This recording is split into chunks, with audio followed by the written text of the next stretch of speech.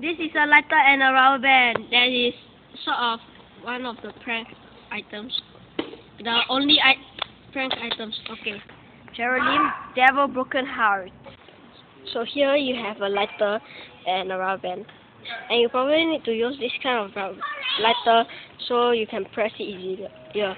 And you might use a hairband more easier because it's black and it might be looking like a design or something, so people won't get curious. And this rubber band is easy to find out.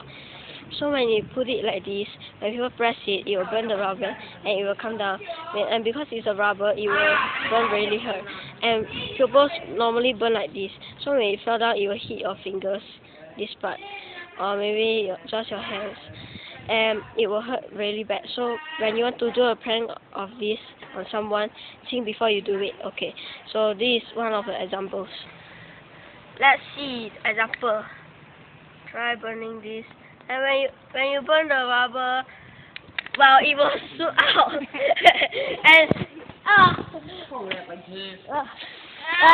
because there's because it is for example, we don't want to hurt anyone, so we hold it this way to burn, and it won't hurt people's hand.